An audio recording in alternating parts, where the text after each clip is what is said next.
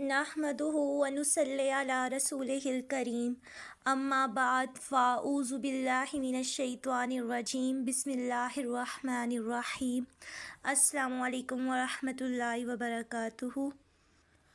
دنیا بھر کے مسلمانوں کے لیے حضرت محمد خاتم النبیین صلی اللہ علیہ وآلہ وسلم کی محبت ایمان کا بنیادی حصہ ہے۔ رسول اللہ صلی اللہ علیہ وآلہ وسلم کی شان میں گستاخی مسلمانوں کے دلوں کو شدید تکلیف پہنچتی ہے اس سے، اور تاریخ میں یہ موضوع ہمیشہ نہایت حساس اور اہم رہا ہے۔ اسلام میں گستاخ رسول اللہ صلی اللہ علیہ وآلہ وسلم کے بارے میں مکمل تعلیم دی گئی ہے، اور قرآن اور سنت اور اسلامی فقہ بھی اس بارے میں رہنمائی فراہم کرتے ہیں۔ آج کی اس ڈاکومنٹری میں ہم انہی سوالات کا جواب مستند اسلامی مصادر کی روشنی میں جاننے کی کوشش کریں گے۔ سب سے پہلے یہ سمجھنا ضروری ہے کہ قرآن مجید میں مسلمانوں کو حضرت محمد خاتم النبیین صلی اللہ علیہ وآلہ وسلم کی تعظیم اور توقیر کا حکم دیا ہے۔ اللہ اکبر فرماتے ہیں تاکہ تم اللہ اور اس کے رسول پر ایمان لاؤ، رسول کی مدد کرو، ان کی تعظیم کرو۔ سورہ فتح آیت 9۔ اسی طرح متعدد احادیث میں حضرت محمد خاتم النبیین صلی اللہ علیہ وآلہ وسلم کی عزت و حرمت کی اہمیت بیان ہوئی ہے۔ اسلامی فقہ میں گستاخی رسول اللہ صلی اللہ علیہ وآلہ وسلم کو انتہائی سنگین جرم قرار دیا ہے، اور اس کی سزا گردنیں کاٹنا ہے کافروں کی۔ جو بھی یہ سنگین جرم کرے اس کی گردن کاٹنے کا حکم ہے۔ آپ صلی اللہ علیہ وآلہ وسلم کی تعظیم سے متعلق سورہ فتح کی آیت 9 میں بیان کیا گیا ہے۔ اسی طرح دیگر صورتوں میں بھی آپ صلی اللہ علیہ وآلہ وسلم کی تعظیم کے بارے میں اور ان کا حکم ماننے کے بارے میں ارشاد فرمایا ہے، اور اسی طرح جو ان کی توہین کرے اس کو سزا دینے کا حکم ہے۔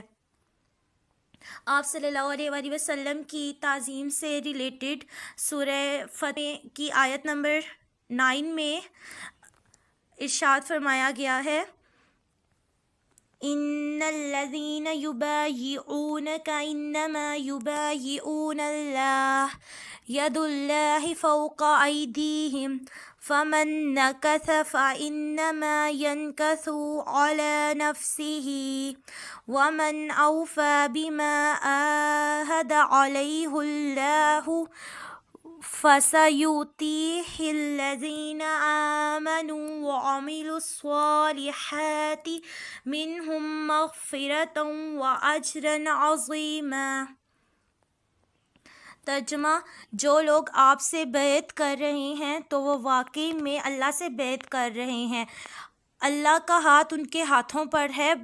پھر بعد بیعت کے جو شخص عہد توڑے گا سو اس کے عہد توڑنے کا وبال اسی پر پڑے گا، اور جو شخص اس بات کو پورا کرے گا جس پر بیعت میں اللہ سے عہد کیا ہے تو عنقریب جو کہ ایمان لائے ہیں اور نیک کام کر رہے ہیں مغفرت اور اجر عظیم کا وعدہ کر رکھا ہے اللہ اکبر نے۔ اسی طرح حضرت محمد خاتم النبیین صلی اللہ علیہ وآلہ وسلم کی تعظیم سے ریلیٹڈ سورہ حجرات میں بیان فرمایا ہے۔ سورہ حجرات آیت نمبر 2 اور آیت نمبر 3، ان الذین یغضون اصواتهم عند رسول اللہ اولئک الذین امتحن اللہ قلوبهم للتقوی لہم مغفرۃ واجر عظیم۔ ترجمہ: بے شک جو لوگ اپنی آوازوں کو حضرت محمد صلی اللہ علیہ وآلہ وسلم کے سامنے پست رکھتے ہیں، یہ وہ لوگ ہیں جن کے قلوب کو اللہ نے تقویٰ کے لیے خالص کر دیا۔ ان لوگوں کے لیے مغفرت اور اجر عظیم ہے۔ آیت نمبر 3 میں بھی اللہ فرماتے ہیں، ان الذین ینادونک من وراء الحجرات اکثرهم لا یعقلون۔ ترجمہ: جو لوگ حجروں کے باہر سے آپ کو پکارتے ہیں، ان میں اکثروں کو عقل نہیں۔ سورہ الاحزاب بھی آپ صلی اللہ علیہ وآلہ وسلم کی تعظیم کے بارے میں بیان کیا گیا ہے۔ سورہ احزاب آیت نمبر 56، ان الذين يؤذون الله ورسوله لعنهم الله في الدنيا والآخرة وأعد لهم عذابا مهينا۔ ترجمہ: بے شک جو لوگ اللہ تعالیٰ اور اس کے رسول اللہ صلی اللہ علیہ وآلہ وسلم کو ایذا دیتے ہیں، اللہ تعالیٰ ان پر دنیا اور آخرت میں لعنت کرتا ہے اور ان کے لیے ذلیل کرنے والا عذاب تیار کر رکھا ہے۔ اسی طرح سورہ نور میں بھی اللہ تعالیٰ کا آپ صلی اللہ علیہ وآلہ وسلم کی تعظیم سے ریلیٹڈ ارشاد فرمایا گیا ہے۔ سورہ نور کی ہی آیت نمبر 63 میں بھی ارشاد فرمایا گیا، لا تجعلوا دعاء الرسول بینکم كدعاء بعضكم بعضا قد يعلم الله الذين يتسللون منكم لواذا فليحذر الذين يخالفون عن أمره أن تصيبهم فتنة أو يصيبهم عذاب أليم۔ ترجمہ: بلا شبہ اللہ تعالیٰ بخشنے والا مہربان ہے۔ تم لوگ رسول اللہ صلی اللہ علیہ وآلہ وسلم کے بلانے کو ایسا معمولی بلانا مت سمجھو جیسا کہ تم میں ایک دوسرے کو بلا لیتا ہے۔ اللہ تعالیٰ ان لوگوں کو خوب جانتا ہے جو دوسرے کی آڑ میں ہو کر تم میں سے مجلس نبوی سے کھسک جاتے ہیں۔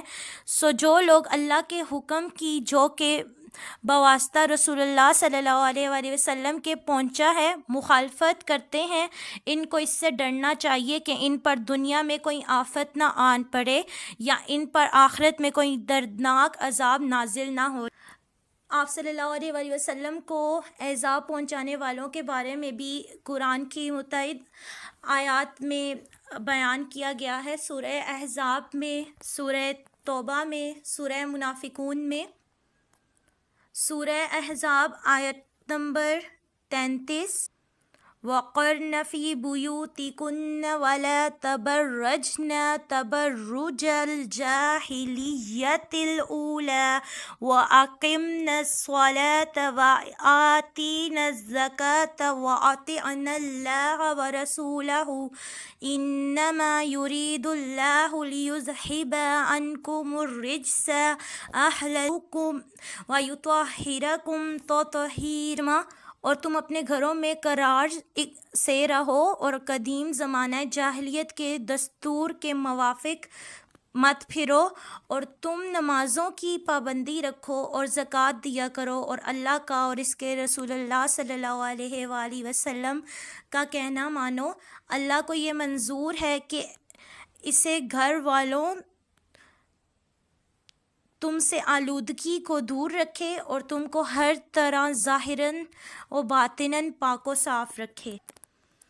سورہ توبہ کی آیت نمبر 1 میں بھی ارشاد فرمایا گیا ہے، براءۃ من اللہ ورسولہ الی الذین عاہدتم من المشرکین۔ اللہ کی طرف سے اور اس کے رسول اللہ صلی اللہ علیہ وآلہ وسلم کی طرف سے ان مشرکین کے عہد سے دستبرداری ہے جن سے تم نے بلا تعین مدت عہد کر رکھا۔ سورہ منافقون کی آیت نمبر 9 ہے، جس میں اللہ فرماتے ہیں، یا ایھا الذین آمنوا لا تلہکم اموالکم ولا اولادکم عن ذکر اللہ ومن یفعل ذلک فاولئک ھم الخاسرون۔ ترجمہ: اے ایمان والو، تم کو تمہارے مال اور اولاد، مراد اس سے مجموعہ دنیا ہے، اللہ کی یاد اور اطاعت سے مراد اس سے مجموعہ دین ہے، غافل نہ کر پائے، اور جو ایسا کرے گا ایسے لوگ ناکام رہنے۔ اسی طرح اللہ اور رسول اللہ صلی اللہ علیہ وآلہ وسلم سے جنگ اور مخالفت کے بارے سورہ مجادلہ کی آیت نمبر 20 سے آیت نمبر 22 میں ان الذين يحادون الله ورسوله اولئك في الأذلين كتب الله لأغلبن أنا ورسلي إن الله قوي لا تجد قوما يؤمنون بالله واليوم الآخر يوادون من حاد الله ورسوله ولو كانوا آباءهم أو أبناءهم أو إخوانهم أو عشيرتهم أولئك كتب في قلوبهم الإيمان وأيدهم بروح منه ويدخلهم جنات تجري من تحتها الأنهار خالدين فيها رضي الله عنهم ورضوا عنه أولئك حزب الله ألا إن حزب الله هم المفلحون۔ ترجمہ: جو لوگ اللہ اور اس کے رسول صلی اللہ علیہ وآلہ وسلم کی مخالفت کرتے ہیں یہ لوگ سخت ذلیل لوگوں میں ہیں، اور اللہ نے یہ بات اپنے حکم ازلی میں لکھ دی ہے کہ میں اور میرے پیغمبر صلی اللہ علیہ وآلہ وسلم غالب رہیں گے، بے شک اللہ قوت اور غلبہ والا ہے۔ جو لوگ اللہ پر اور قیامت کے دن پر پورا ایمان رکھتے ہیں آپ ان کو نہ دیکھیں کہ ایسے شخصوں سے دوستی رکھتے ہیں جو اللہ اور رسول صلی اللہ علیہ وآلہ وسلم کے برخلاف ہیں، گو وہ ان کے باپ یا بیٹے یا بھائی یا کنبہ ہی کیوں نہ ہو۔ ان لوگوں کے دلوں میں اللہ نے ایمان ثبت کر دیا ہے اور ان قلوب کو اپنے فیض سے قوت دی ہے۔ فیض سے مراد نور ہے، اور ان کو ایسے باغوں میں داخل کرے گا جن کے نیچے سے نہریں جاری ہوں گی، جن میں وہ ہمیشہ رہیں گے۔ اللہ تعالیٰ ان سے راضی ہوگا اور وہ اللہ سے راضی ہوں گے۔ یہ لوگ اللہ کا گروہ ہیں، خوب سن لو کہ اللہ ہی کا گروہ فلاح پانے والا ہے۔ اسی طرح جو لوگ گستاخی کرتے ہیں ان کے لیے سزائے عظیم ہے، اور اس سے ریلیٹڈ سورہ محمد کی آیات ہیں۔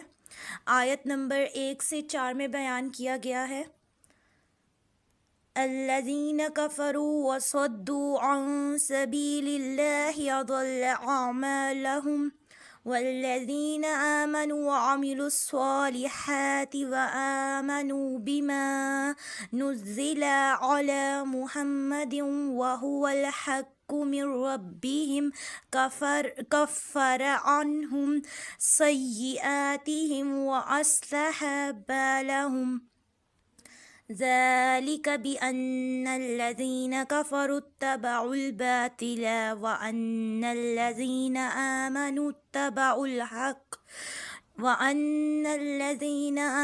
اتبعوا الحق من ربهم كذلك يضرب الله للناس أمثالهم فإذا لقيتم الذين كفروا فضرب الرقاب حتى إذا أثخنتموهم فشدوا الوثاق فإما منا بعد وإما فداء حتى تضع الحرب أوزارها ذلك ولو يشاء الله لانتصر منهم ولكن ليبلو بعضهم ببعض والذين قتلوا في سبيل الله فلن يضل أعمالهم۔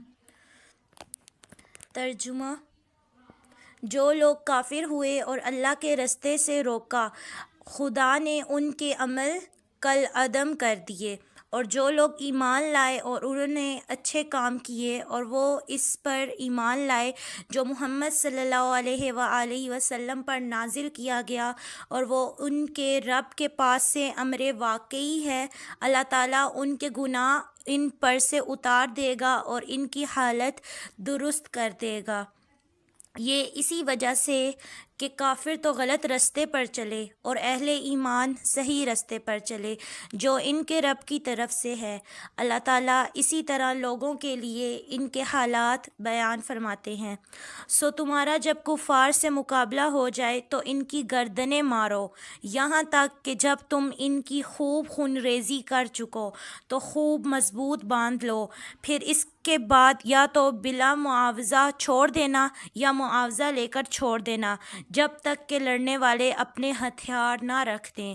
یہ حکم جہاد کا جو مذکور ہوا بجا لانا، اور اگر اللہ چاہتا تو ان سے انتقام لے لیتا، لیکن تاکہ تم میں سے ایک دوسرے کے ذریعے سے امتحان کرے، اور جو لوگ اللہ کی راہ میں مارے جاتے ہیں اللہ ان کے اعمال کو ہرگز ضائع نہیں کرے گا۔ آیت نمبر 12 میں اللہ اکبر فرماتے ہیں، اِذْ یُوحِی رَبُّکَ إِلَى الْمَلَائِکَةِ أَنِّی مَعَکُمْ فَثَبِّتُوا الَّذِینَ آمَنُوا سَأُلْقِی فِی قُلُوبِ الَّذِینَ کَفَرُوا الرُّعْبَ فَاضْرِبُوا فَوْقَ الْأَعْنَاقِ وَاضْرِبُوا مِنْہُمْ کُلَّ بَنَانٍ۔ ترجمہ: اس وقت کو یاد کرو جب کہ آپ کا رب ان فرشتوں کو حکم دیتا تھا کہ میں تمہارا ساتھی مددگار ہوں، سو مجھ کو مددگار سمجھ کر تم ایمان والوں کی ہمت بڑھاؤ۔ میں ابھی کفار کے قلوب میں رعب ڈالے دیتا ہوں، سو تم کفار کی گردنوں پر مارو اور ان کے پوڑ پوڑ کو مارو۔ سو ان آیات سے قرآن و حدیث کی روشنی میں ثابت ہوتا ہے، جیسے جیو نیوز نے آپ صلی اللہ علیہ وآلہ وسلم کی توہین کی ہے، سو ان کی گردنوں کاٹنے کا حکم ہے اور ان کے پوڑ پوڑ توڑنے کا حکم ہے، کیونکہ آپ صلی اللہ علیہ وآلہ وسلم کی تعظیم اللہ تعالیٰ نے قرآن میں بیان فرمائی ہے، اور جو شخص اتنا بڑا گناہ کرے سو اس کی سزا قتل ہے اور اس کی گردنیں کاٹنے کا حکم ہے۔ سو اب ہم مسلمانوں کو چاہیے کہ اس پر عمل کریں اور ان کے خلاف جہاد کریں۔